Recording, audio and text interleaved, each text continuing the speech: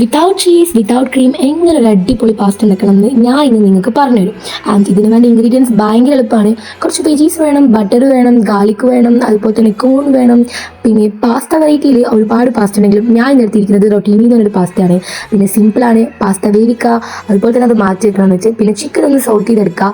അതുപോലെ തന്നെ ഭയങ്കരമായിട്ടൊന്ന് സോട്ട് ചെയ്തെടുക്കരുത്. പിന്നെ അതിൽ പെപ്പർ ഇടാൻ പ്രത്യേകം മറക്കരുത്. പെപ്പർ ആൻഡ് സോൾട്ട് ഇത് ഭയങ്കര ഇമ്പോർട്ടൻ്റ് ആണ്.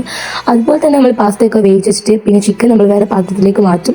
അതിലേക്ക് തന്നെ നമ്മളൊരു സ്കൂപ്പ് ബട്ടർ ഇട്ട ശേഷം ഗാർലിക് ഇട്ട് നല്ല പതാ രീതി വരുമ്പോൾ അതിലേക്ക് നമ്മൾ മൈദപ്പൊടി ഇട്ട് നല്ലോണം മിക്സ് ചെയ്ത് കൊടുക്കും.